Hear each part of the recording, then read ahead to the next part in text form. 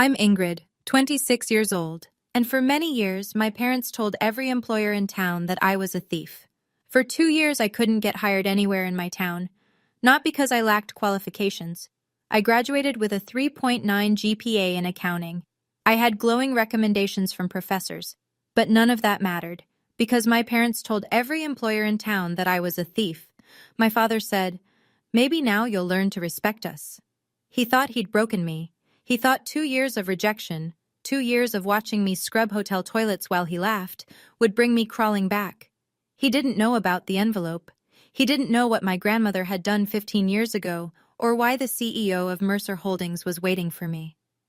Before I continue, if you find this story worth hearing, please take a moment to like and subscribe, but only if you genuinely connect with what I'm sharing. And drop a comment telling me where you're watching from and what time it is there. I'd love to know. Now, let me take you back 2 years, to the day I discovered what my own parents had done to me. The Thornton family looked perfect from the outside. My father, Gerald Thornton, owned the largest construction company in our county. Our 2-story colonial sat on 3 acres, with a garage that held his Mercedes, my mother's Lexus, and my brother Marcus's BMW, a graduation gift for finishing business school. My mother, Diane, played the role of the devoted wife. Wedgwood china for Sunday dinners, fresh flowers from the farmer's market every week, a smile that never cracked in public, and Marcus, 4 years older, the golden child, the heir apparent. He'd been groomed to take over Dad's company since he could hold a hammer. Everything he touched turned to opportunity. Everything I touched was questioned.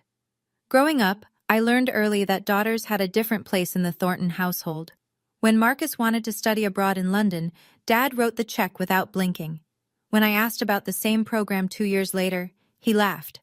"What for? You'll get married eventually. Save me the money." I went to the state university 40 minutes away, lived at home, commuted.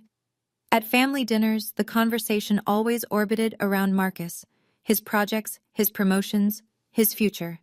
I sat at the end of the table, passing dishes and clearing plates, while Dad carved the roast and dispensed wisdom to his son. "A man builds his legacy through his work," Dad would say, pointing his fork at Marcus. "Remember that." He never pointed that fork at me. When I was 16, I overheard him telling my mother something I've never forgotten. They were in the kitchen, voices low, and I'd paused outside the door. "Daughters don't need to achieve," he said. "They need to learn how to keep a home. Ingrid will marry well.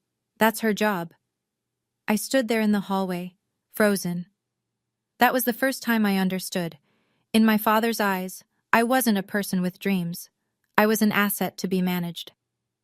The summer before college, my parents gave me a credit card. "For necessities," Mom said, sliding the slim plastic across the kitchen table. "Books, supplies, whatever you need for school." Dad nodded from behind his newspaper. "Don't go crazy. But you're covered." I was 18, eager to prove I could be responsible. I used the card exactly as intended: textbooks for my accounting courses, a second-hand laptop from the campus tech sale, notebooks, calculators. Nothing frivolous. The total over 3 months came to $1,200. When the statement arrived, Dad exploded. I remember the dining room, the chandelier above us, the way Mom's face went pale as Dad slammed the paper on the table. $1,200? He was standing now, veins visible in his neck. "Who gave you permission to spend this much?" "You did," I said, my voice smaller than I wanted it to be. "You said it was for school supplies."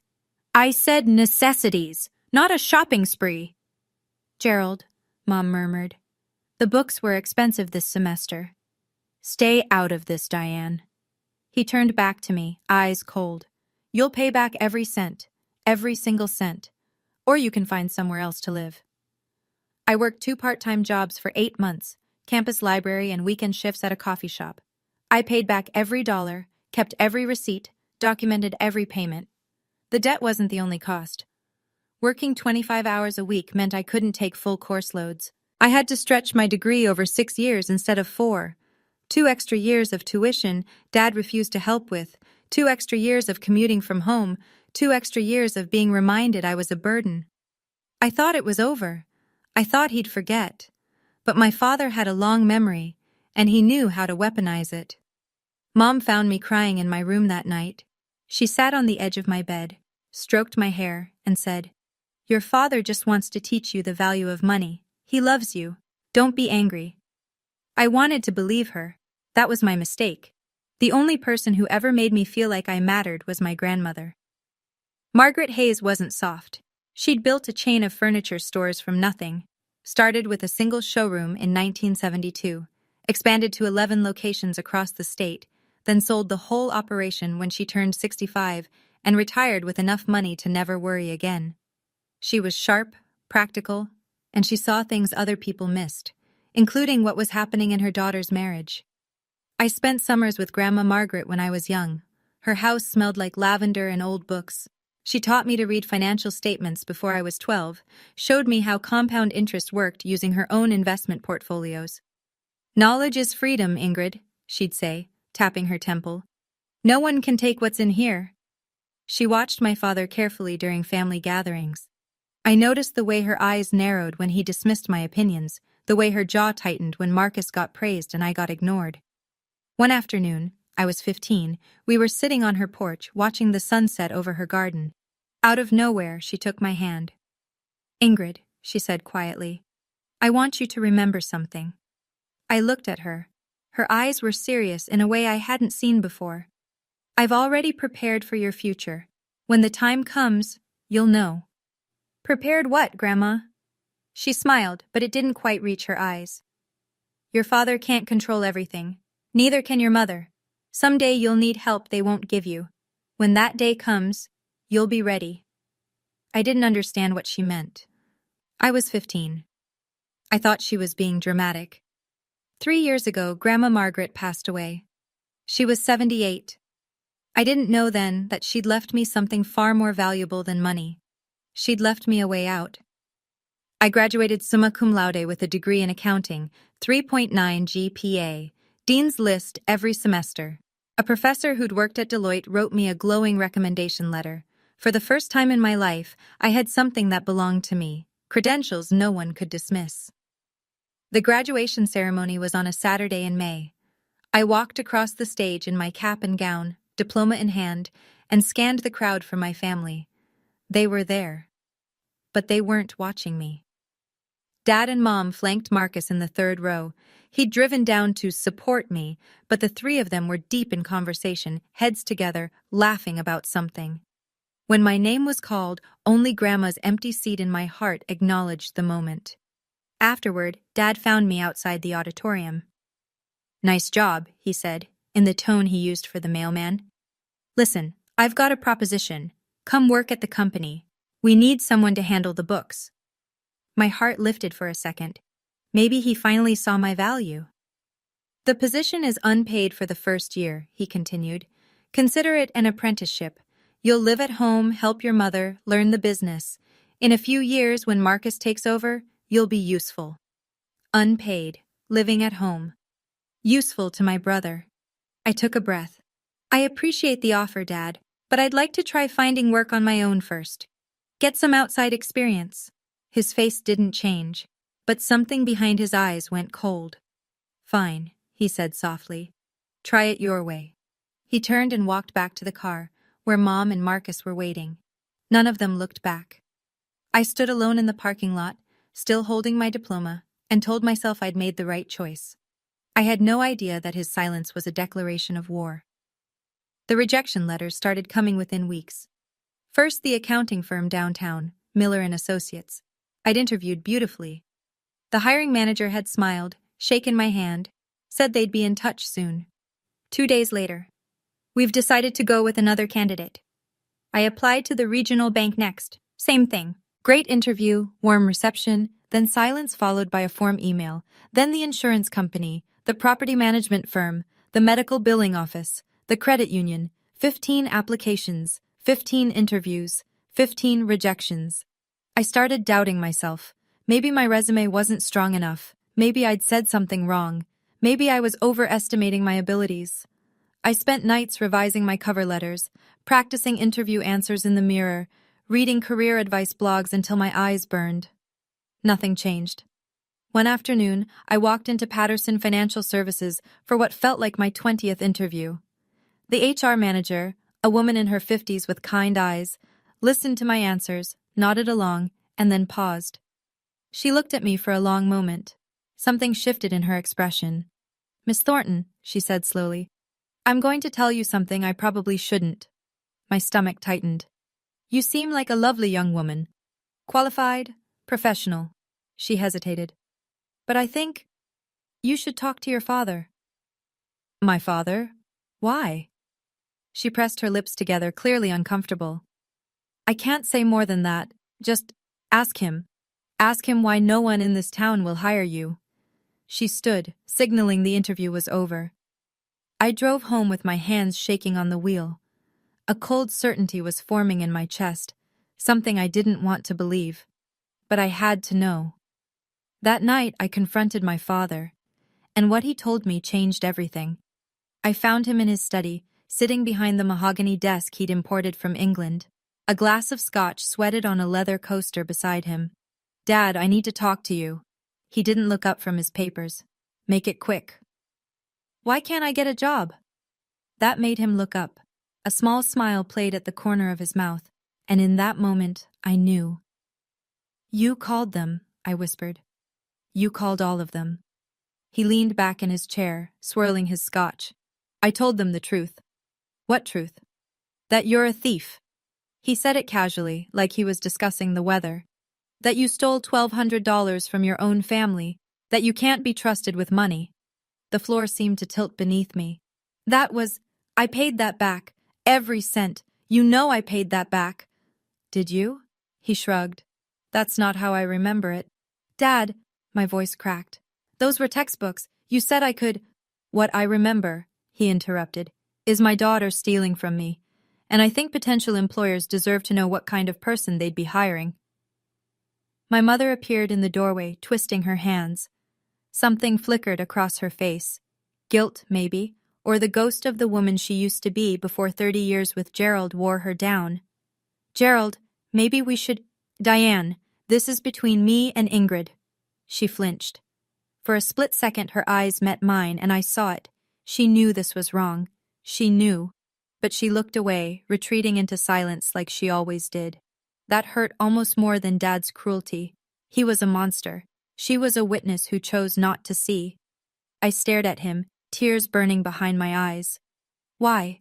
Why would you do this to me?" He stood slowly, walked around the desk and stopped in front of me, close enough that I could smell the scotch on his breath. "Because you needed to learn respect," he said quietly. "You turned down my offer. You thought you could make it without this family." "Without me," he smiled. "Maybe now you understand. You can't." "Come home," Mom said softly from the doorway.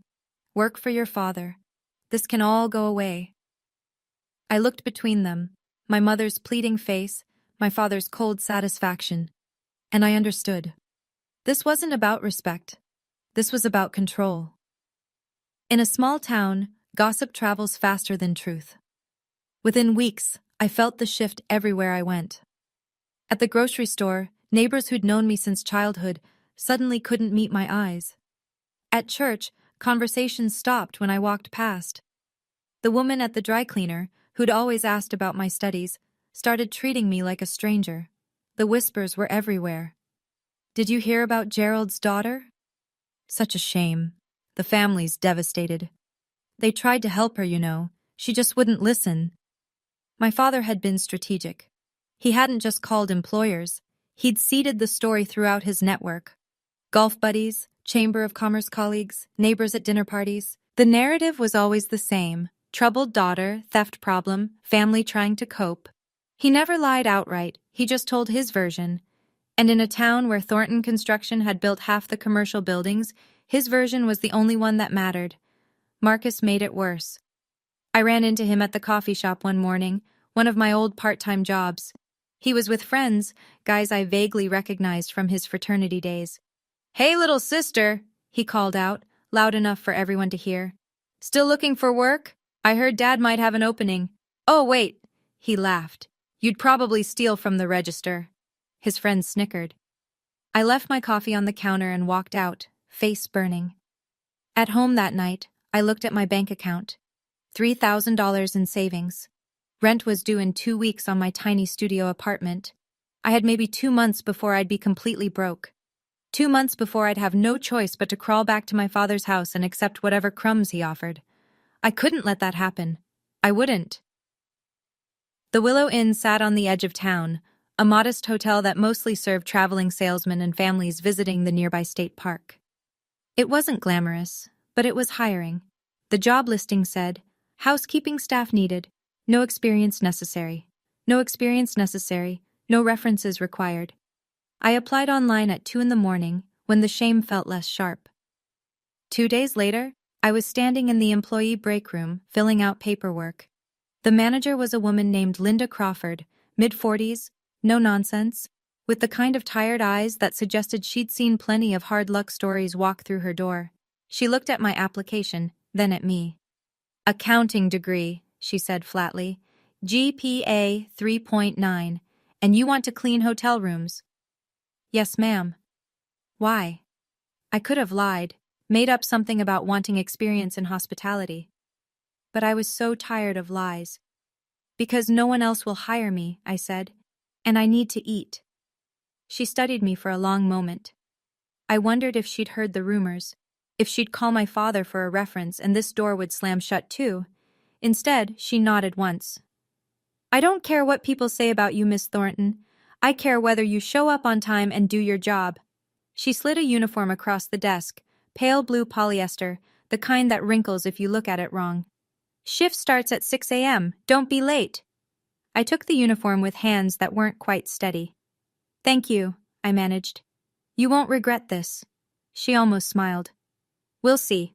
Minimum wage, night shifts, scrubbing toilets and changing sheets, while people who used to respect me pretended not to see me in the hallways.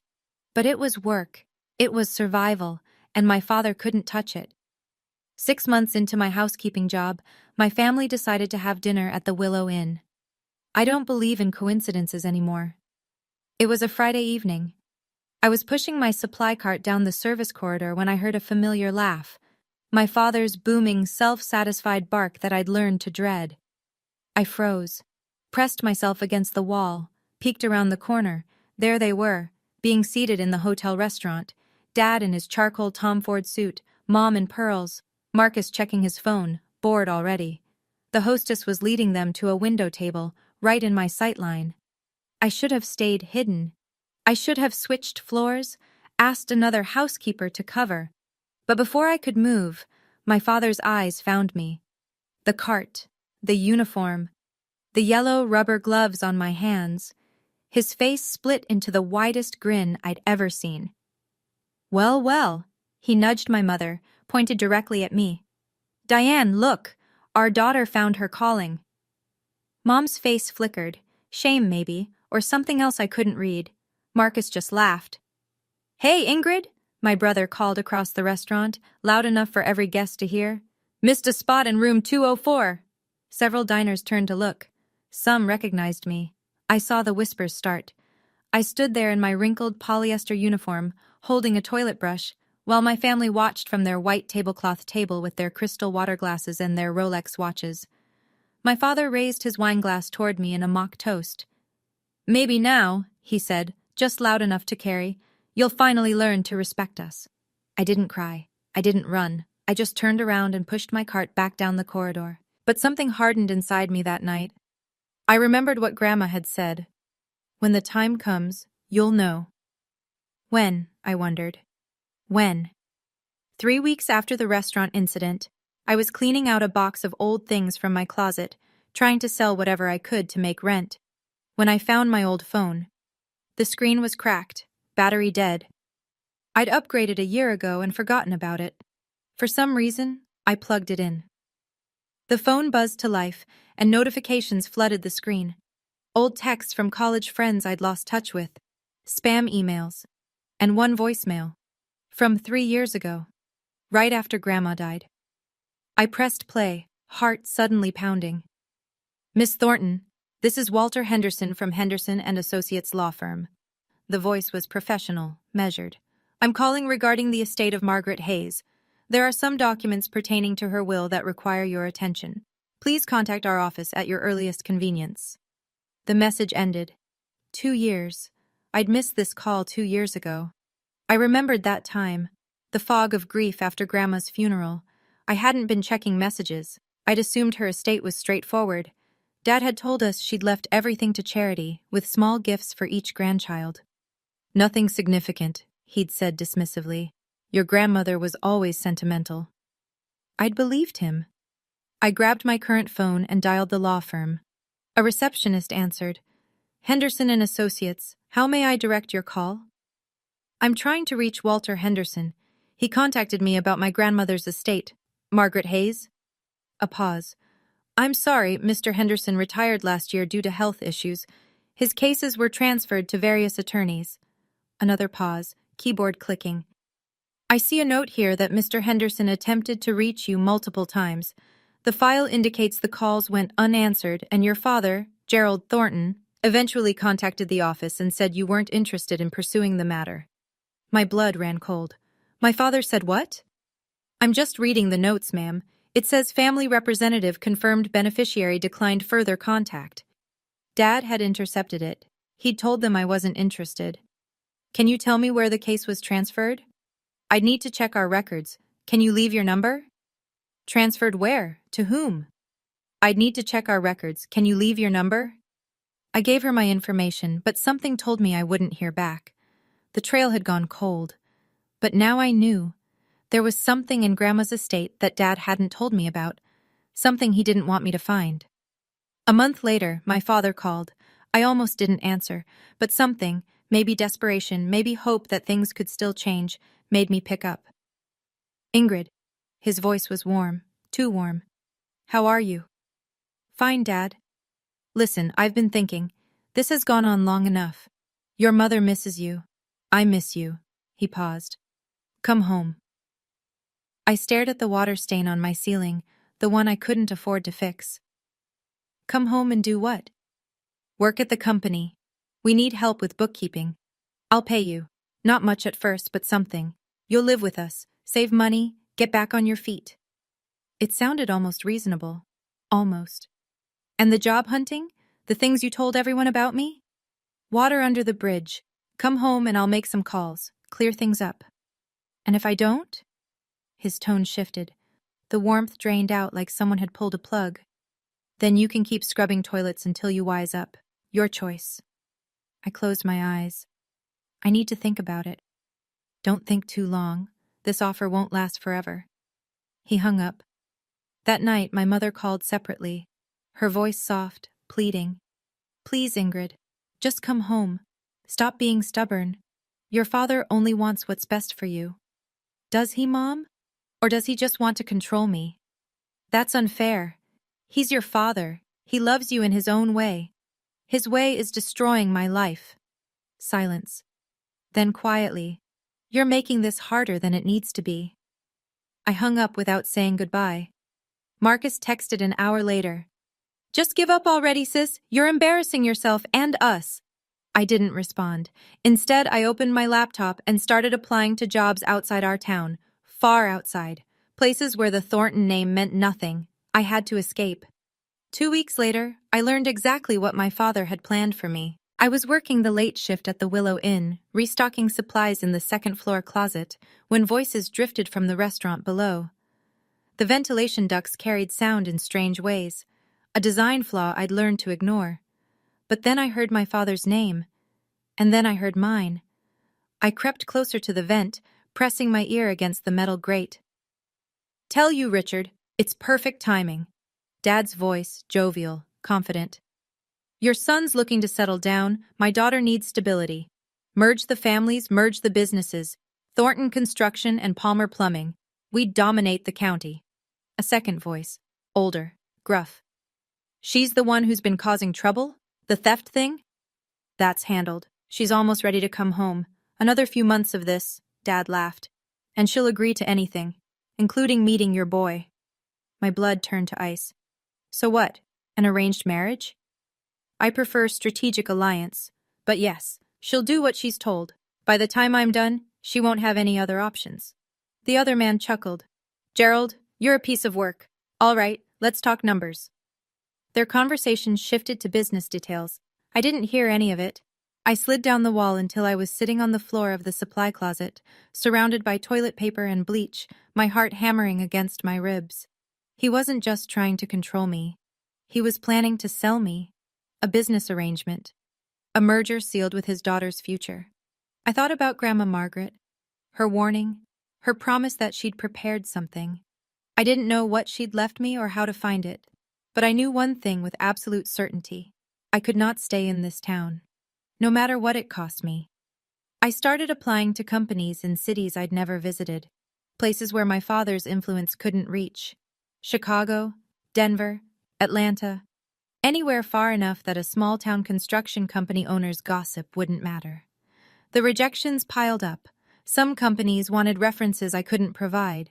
Others questioned the 2-year gap in my employment history. How do you explain, my father sabotaged my career because I wouldn't be his unpaid servant? I tried honesty a few times. It never went well. That sounds like a complicated family situation, one HR manager said diplomatically, which was corporate speak for we don't want your drama.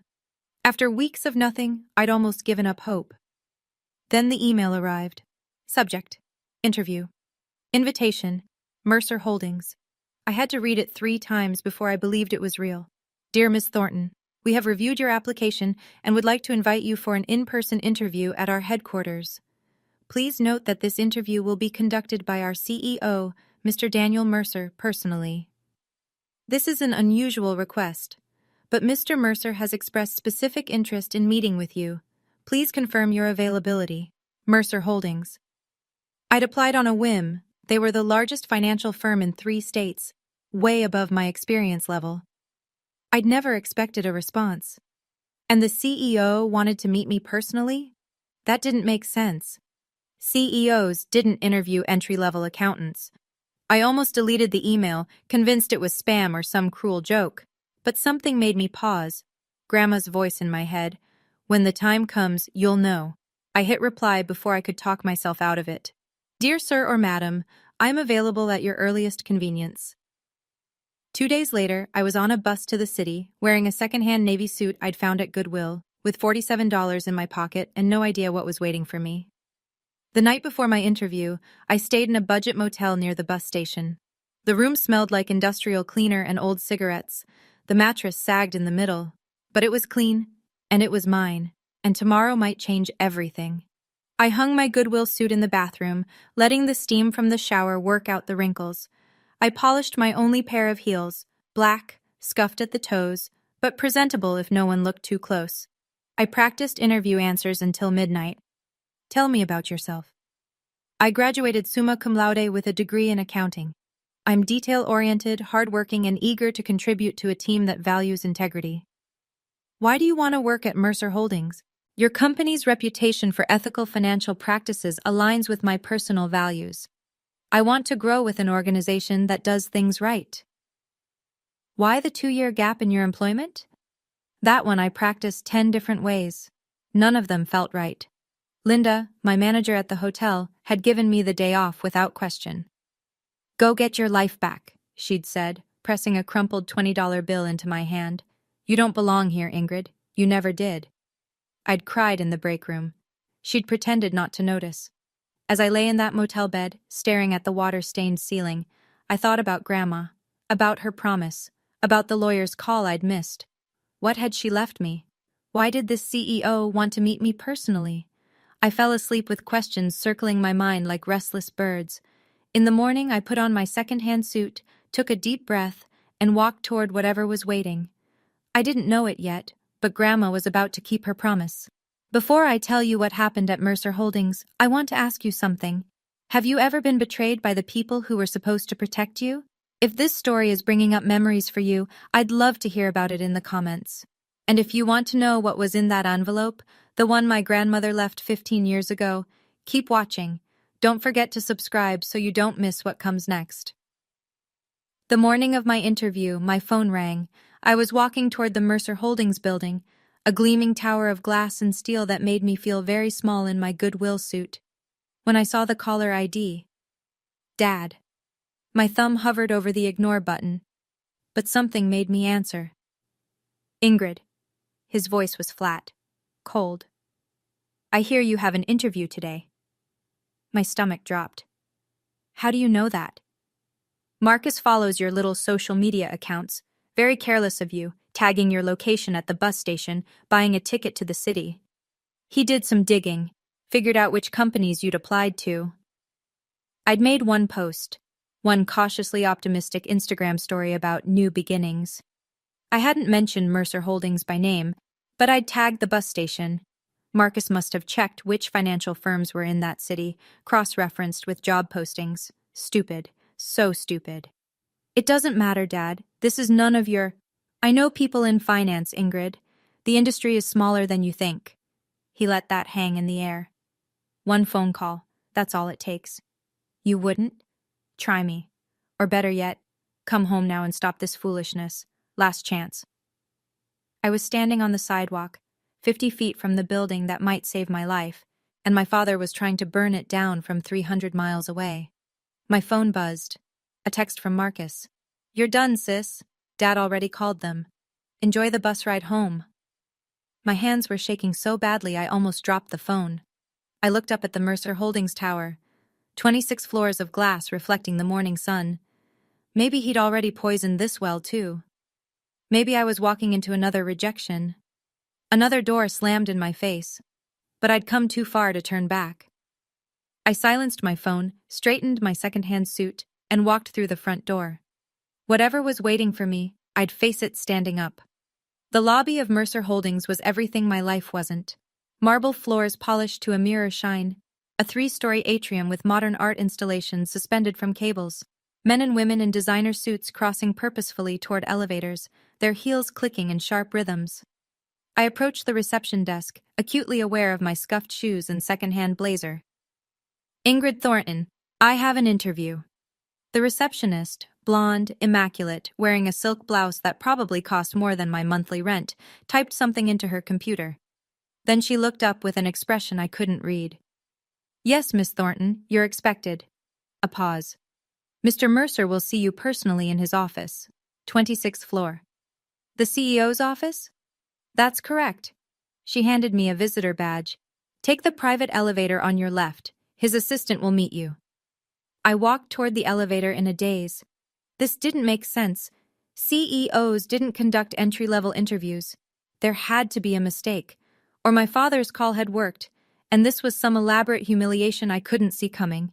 The elevator rose silently, 26 floors in what felt like seconds. The doors opened onto a reception area that screamed money, original artwork on the walls, furniture that looked handcrafted, floor-to-ceiling windows with a view of the city that made my breath catch. An assistant in a charcoal dress approached. Miss Thornton, Mr. Mercer is waiting. She led me down a hallway lined with photographs, the history of the company, I guessed, and stopped at a heavy oak door. Go right in, she said, and something in her voice sounded almost kind. He's been expecting you for a long time. Expecting me? I pushed open the door, and everything I thought I knew about my life fell apart. Daniel Mercer was standing by the window when I entered. He was older than I expected, early 50s, silver at his temples, the kind of face that belonged on the cover of financial magazines. His suit was impeccable.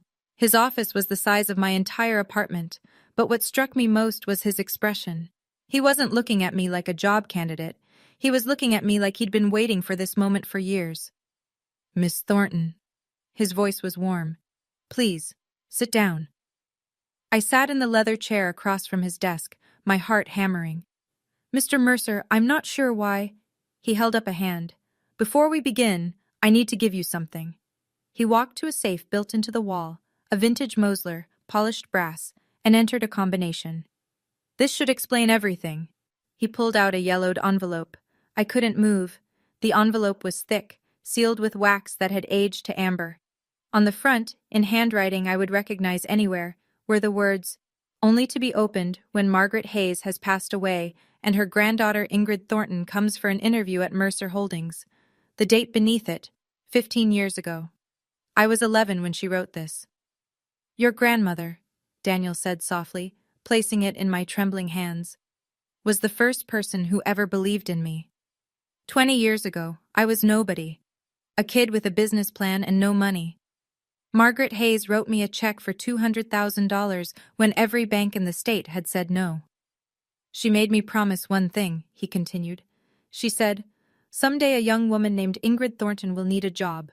She might apply to your company. When she does, and she will, give her this envelope.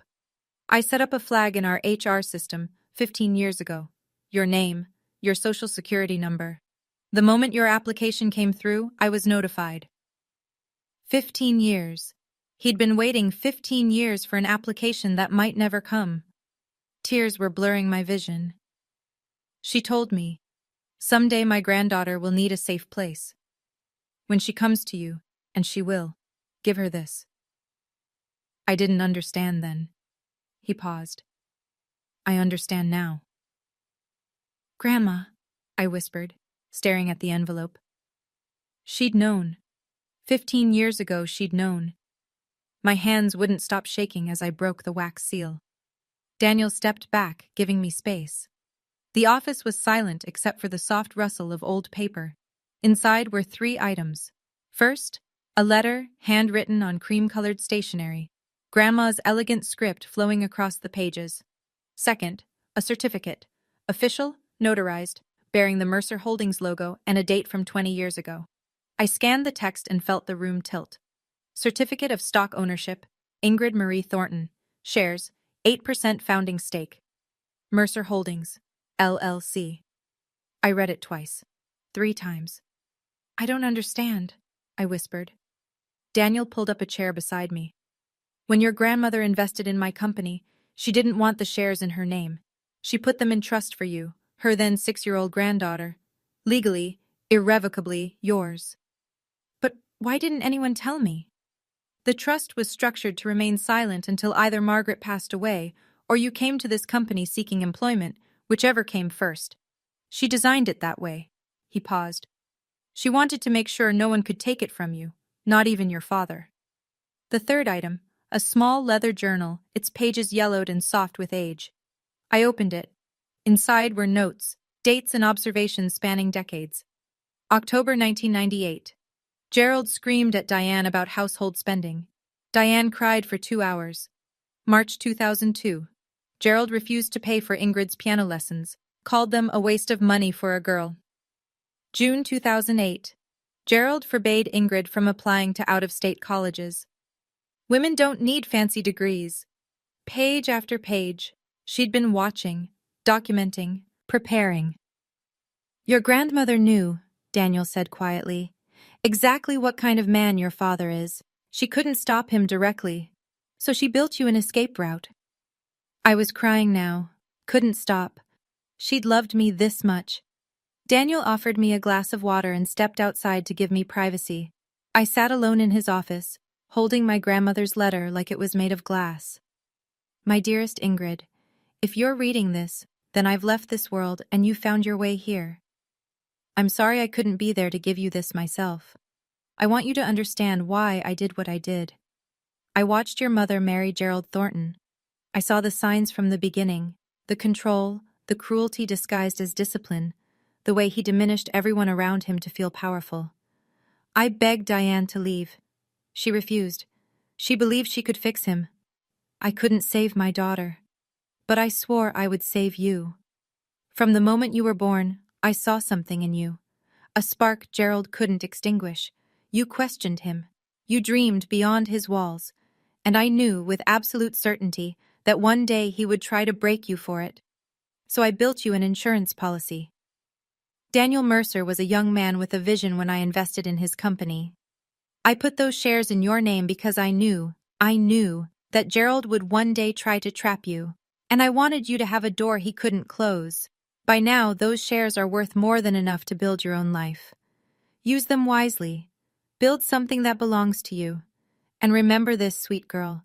You don't owe anyone your obedience, not even family. Especially not family that treats love like a leash. I am so proud of the woman you've become. Even if I can't see it, I know it's true. Live free, Ingrid. That's all I ever wanted for you. All my love, forever, Grandma. I pressed the letter to my chest and wept. When Daniel returned, I had composed myself. Mostly. My eyes were red, my mascara was ruined, but something inside me felt lighter than it had in years. I have to tell you something, he said, settling back into his chair. Your father called me this morning. I went cold. What did he say? The same thing he's apparently told everyone, that you're a thief, that you stole from your family, that I shouldn't trust you. Daniel's expression remained neutral, but I saw something flash in his eyes. He was very confident, very persuasive. And you? I listened. He folded his hands. And then I looked at the journal your grandmother left, at her documentation of his behavior spanning 30 years. He met my gaze. And then I looked at the certificate that proves you own 8% of my company. I stared at him. Miss Thornton, Ingrid, your father just tried to slander a shareholder of Mercer Holdings, one of our founding stakeholders, in fact. A small smile crossed his face. I don't think he's accustomed to that kind of miscalculation. He doesn't know, I whispered, about the shares, about any of this. No, your grandmother was very specific about that. The trust was sealed. Your name doesn't appear in any public filings. It's held through a legal entity. There was no way for him to discover it. So when he called you, he was trying to sabotage someone who, on paper, is technically one of my bosses. Daniel leaned back. I have to admit, I've never experienced anything quite like it. I thought about my father, smugly confident that he'd destroyed my last chance, about Marcus's gloating text. They had no idea what was coming. For the first time in 2 years, I smiled. Daniel leaned forward. There's something I'd like to propose. I wiped my eyes, still clutching Grandma's letter. I'm listening. Next week, Mercer Holdings hosts its annual charity gala. It's our biggest event. Clients, investors, community leaders. He paused. Your father will be there. My stomach clenched. He's invited? He invited himself, actually. He's been trying to network his way into contracts with us for months. Seems to think his construction company would make a good partner. Daniel's tone was dry. I've been politely declining. So, what are you proposing? I'd like to introduce you at the gala. As our new senior financial analyst, a position you're more than qualified for, and as a founding shareholder of the company. He watched my face carefully. Your father will be in the room when he learns who you really are. I was quiet for a long moment. Part of me wanted to say yes immediately, to picture Gerald's face when he realized his daughter, the one he'd tried to destroy, owned a piece of the company he'd been courting. But another part of me hesitated. I don't want revenge, I said slowly. I don't want to humiliate him just to see him suffer. That's not... I searched for the words. That's not who I want to be. Daniel nodded, unsurprised. Your grandmother said you'd say that. He smiled gently. This isn't about revenge, Ingrid. It's about truth. You've spent 2 years being called a thief, a failure, a disgrace. Your father controls that narrative because no one's challenged it. He stood, walked to the window. The gala isn't about hurting him. It's about standing in the light. Let people see who you really are, and let your father's lies collapse under their own weight. I thought about it, and then I said yes. Can you imagine what's going to happen at that gala? My father spent 2 years destroying my reputation, and he has no idea that my grandmother planned for this moment 15 years ago. If you're watching this and thinking of someone who needs to hear this story, someone stuck in a controlling family, someone who's been made to feel worthless, share this video with them, and comment Team Ingrid if you're still with me. I want to know who's here. The Grand Meridian Hotel looked like something from a movie. Crystal chandeliers dripped from 30-foot ceilings. A live jazz quartet played in the corner. Waiters in white gloves circulated with champagne and canapés. The guest list read like a who's who of regional business: executives, politicians, philanthropists, old money, and new. I watched from a private room upstairs, waiting for my cue. The PR team at Mercer Holdings had dressed me. Nothing ostentatious. A simple navy sheath dress by Oscar de la Renta, elegant but understated. Pearl earrings. My hair in a sleek chignon. I looked professional, competent. I didn't look like someone who'd been scrubbing hotel toilets 3 days ago. Through the window, I spotted my family. Gerald entered first, chest puffed, surveying the room like he owned it. His charcoal Armani suit probably cost what I used to make in 3 months at the hotel. Mom trailed behind in Chanel, smiling her perfect smile. Marcus was checking his phone, looking bored. They didn't belong here, but they thought they did. I watched my father work the room, shaking hands, laughing too loud. He was trying to catch Daniel's eye, positioning himself strategically, the construction deal he'd been chasing. He had no idea that in 20 minutes, everything would change. Ready? Daniel's assistant appeared beside me. I took a deep breath, touched Grandma's letter in my clutch. Ready. Mr. Mercer will introduce you after his opening remarks. You'll enter through the side door. She paused, studying my face. For what it's worth, everyone in this company knows what your father did, what he tried to do, and we're glad you're here. My throat tightened. Thank you. She nodded and disappeared. I stood alone, watching the crowd below, counting the minutes until I could finally stand in the truth. I couldn't hear the conversation from my vantage point, but I could see it unfold. Gerald had cornered Daniel near the bar. My father was leaning in, all practiced charm, gesturing broadly. Daniel stood with his hands clasped, expression neutral, occasionally nodding.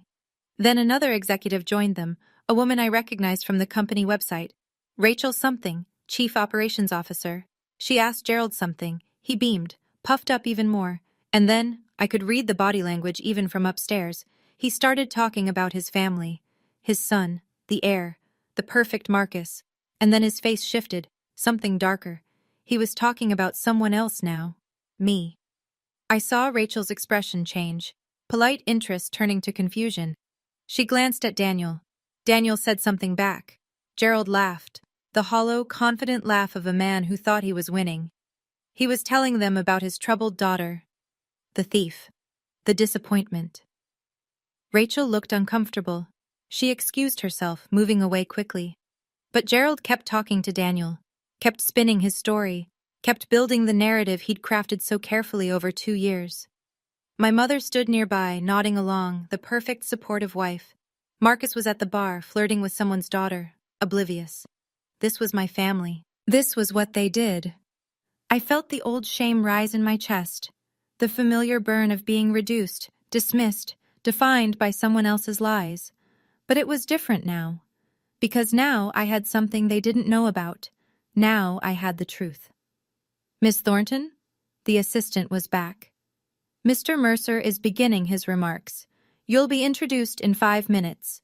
I smoothed my dress, touched Grandma's letter one more time. 5 minutes until Gerald Thornton learned who his daughter really was. Daniel took the microphone as the crowd gathered. Good evening, everyone.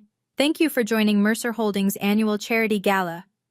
I couldn't hear most of his speech through the door, just fragments about community, philanthropy, gratitude for partnerships built over 20 years. Then his voice shifted. Before we continue, I'd like to introduce someone special. Someone who represents the values this company was built on: integrity, perseverance, and the courage to stand alone when necessary. The assistant touched my arm. That's your cue. I stepped through the side door and into the ballroom. 200 faces turned toward me. I walked steadily, head high, toward the small stage where Daniel waited. My heels clicked against the marble floor. The navy dress caught the light from the chandeliers. I didn't look at my father. Not yet. But I felt the moment he saw me. A sharp intake of breath somewhere to my left. A muttered curse. The crash of a champagne flute shattering. That was Marcus. I kept walking. Ladies and gentlemen, Daniel continued, his voice warm and clear, please welcome Mercer Holdings' newest senior financial analyst and someone very dear to this company's history, Miss Ingrid Thornton. Polite applause rippled through the crowd. I reached the stage. Daniel shook my hand, leaning close to murmur, "You're doing great." I turned to face the audience. And finally, I let myself look at my father. Gerald stood frozen near the bar, face white, mouth open. My mother had grabbed his arm, her knuckles bloodless. Marcus was staring at the broken glass at his feet like he didn't understand how it got there. I smiled. Not vindictive, not cruel, just calm. Thank you, I said into the microphone. It's an honor to be here. And then my father started moving toward me, face twisted with rage. Ingrid! My father's voice cut through the murmur of the crowd. He pushed past a waiter, nearly knocking a tray of champagne to the floor. What the hell do you think you're doing here? The room went quiet. 200 people watched Gerald Thornton storm toward the stage, his face mottled with fury.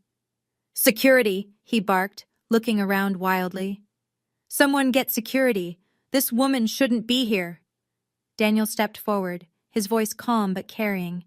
Mr. Thornton, I'd suggest you lower your voice. You don't understand, Gerald sputtered, pointing at me. She's a thief.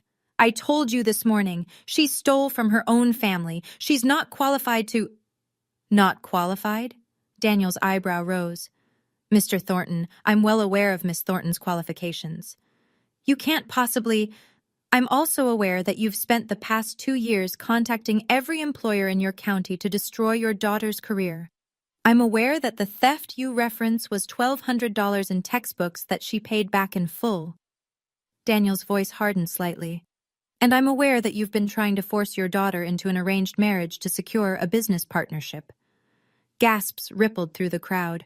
Gerald's face went from red to white. How do you... Your daughter, Daniel continued, is not just an employee of Mercer Holdings. He paused, letting the silence build. Ingrid Thornton owns 8% of this company. She's been a founding shareholder since she was 6 years old. He turned to me. Her grandmother, Margaret Hayes, invested in this company before anyone else believed in it, and she put those shares in Ingrid's name to protect her from people exactly like you. The room erupted in whispers. I looked at my father. His mouth opened, closed, opened again. No sound came out. My father found his voice.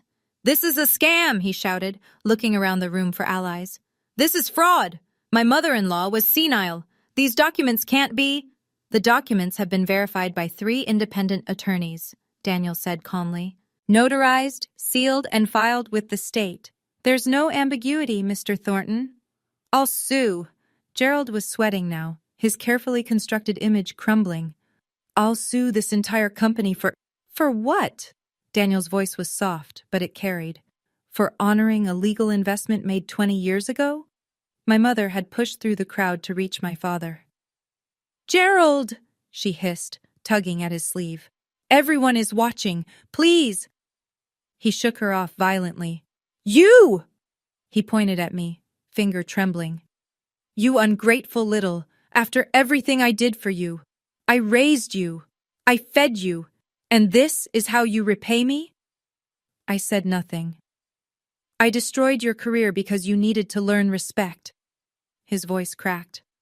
You needed to understand that family comes first, that daughters don't defy their fathers. The room was dead silent now, every eye on Gerald Thornton, every ear hearing exactly what kind of man he was. I made you clean toilets, he screamed.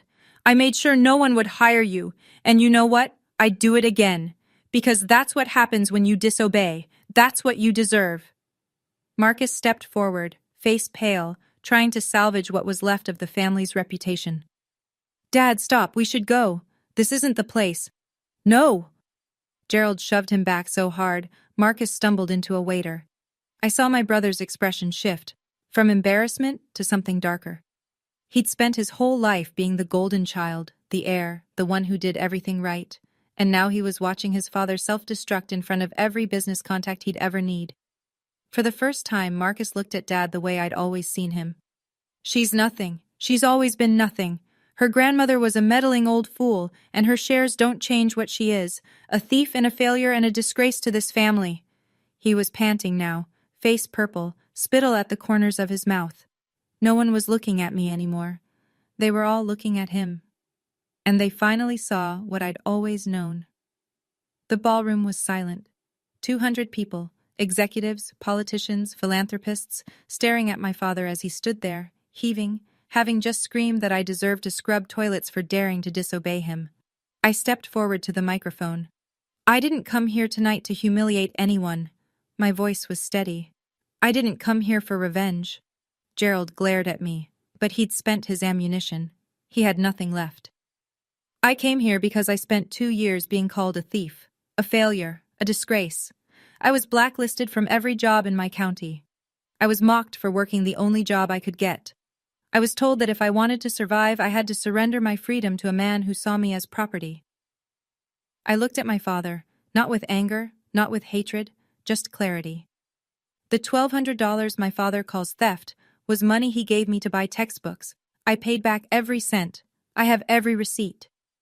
I paused. But even if I hadn't, even if I'd made a mistake, does that justify 2 years of sabotage? Does that justify trying to arrange my marriage to seal a business deal? Murmurs in the crowd. My grandmother saw what I couldn't. She knew what kind of man my father was. She couldn't save my mother, but she found a way to save me. Not with magic, not with luck, with planning, with legal documents, with love that looked ahead. I turned back to Gerald. Dad, I don't hate you, but I'm done. I'm done seeking your approval. I'm done accepting your definition of my worth. My voice didn't waver. This is my boundary. I wish you well, but I will not let you control my life anymore. I stepped back from the microphone. The room erupted in applause. My family left the gala without another word. I watched them go. Dad storming toward the exit, face purple. Mom hurrying after him, head down. Marcus trailing behind, staring at his phone like he could disappear into it. No one stopped them. No one tried to make polite conversation. 200 people watched Gerald Thornton leave in silence. After they were gone, the room seemed to exhale. The jazz quartet started up again. Conversations resumed, quieter than before. Then something unexpected happened. A woman approached me, 50s, elegant, wearing a string of pearls that probably cost more than my old apartment. I recognized her from my job searches. HR director at Patterson Financial. The one who'd told me to talk to my father. Miss Thornton. Her voice was soft with shame. I owe you an apology. A significant one. It's all right. It's not. She pressed a business card into my hand. When you're ready, if you're ever ready, I'd like to discuss opportunities. Real ones, without your father's interference. She moved away before I could respond. Then another person approached. Then another. Business cards, handshakes, quiet apologies. I'm so sorry, I believed. If I'd known the truth, your grandmother would be so proud. Daniel appeared at my side, a glass of sparkling water in his hand. How are you holding up? I don't know, I admitted. I think I'm still processing. He smiled gently. The shares, by the way, at current valuation, they're worth approximately $2.4 million. You'll want to meet with our legal team, but it's yours. Free and clear. 2.4 million. I couldn't even comprehend that number. Also, Daniel added, your new office will be ready Monday, if you're still interested in the analyst position. I laughed, a slightly hysterical sound. Yes, I said, I'm interested. 1 month later, my life looked completely different. I had a corner office on the 14th floor of Mercer Holdings. Not the biggest office, I was still junior in experience, but it had a window with a view of the city skyline, and my nameplate was on the door. I had an apartment, small, but mine. A 1-bedroom in a building with a doorman and a gym I never used. Fresh flowers on the kitchen table because I could afford them now. I had colleagues who respected my work, a boss who valued my contributions, a career that belonged to me. The news about Gerald had spread through the business community like wildfire. 3 major contracts had been canceled within weeks of the gala. Partners who didn't want to associate with a man who'd publicly admitted to sabotaging his own daughter. His company was still standing, but smaller, diminished. Mom called once. Can you forgive us? She asked, voice small. Can we be a family again? I forgive you, Mom. And I meant it. The anger had faded into something quieter. But I'm not coming back. I can't live under those conditions again. She cried. I listened. When she hung up, I felt sad, but not guilty. Marcus texted an apology. Generic, probably drafted by a PR consultant. I responded with, thank you, and nothing else. Maybe someday we'd rebuild something. Maybe not. Gerald never reached out. I didn't expect him to. On a quiet Sunday afternoon, I drove to the cemetery, where Grandma Margaret was buried, brought her favorite flowers, yellow roses, and sat by her headstone. "You saved me," I said softly. "You saw it coming, and you saved me." The wind rustled through the trees. "I'll make you proud, Grandma. I promise." I sat there until the sun went down, feeling for the first time in years completely free. Sometimes I take out Grandma's letter and read it again. "Live free, Ingrid. That's all I ever wanted for you." She couldn't have known exactly how things would unfold. She couldn't have predicted the specific cruelties my father would deploy, or the exact moment I'd reach my breaking point. But she knew the shape of it. She knew the kind of man Gerald was, the kind of trap he'd try to build. And she spent years, quietly, secretly, constructing a door he couldn't lock. That's love. Not words, not promises, action. If I've learned anything from these past 2 years, it's this. The people who truly love you protect you, not by controlling you, but by giving you options, by building foundations you can stand on, by trusting you to find your own way. And second, boundaries aren't betrayal. I spent so long feeling guilty for wanting independence, for not being the obedient daughter my father demanded. I thought something was wrong with me. There wasn't. There never was. Setting boundaries with toxic family isn't cruelty. It's survival. It's self-respect. It's the first step toward a life that belongs to you.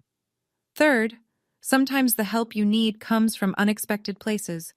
A grandmother's foresight, a stranger's kindness, an opportunity you almost didn't take. Keep going. Even when it's dark, even when every door seems closed, somewhere, something is being prepared for you. I keep Grandma's letter in my wallet. The paper is soft now from handling, the creases worn thin. Don't let anyone control you with money. Build something that belongs to you. I'm building it, Grandma. Every day, I'm building it. And I'm finally free. That's my story. No magic. No fairy godmother appearing at the last second. Just a grandmother who loved me enough to plan ahead, and a granddaughter who kept going even when it seemed hopeless. If you're watching this and you're stuck in a controlling family, or you've been made to feel worthless by people who should have protected you, I want you to know, it can get better. You can get out, but you might have to build your own door. Thank you for staying until the end. If this story meant something to you, share it with someone who needs to hear it. Subscribe and hit the bell for more stories like this one, and check the description for the next video. I think you'll like it. Take care of yourself. You deserve to be free.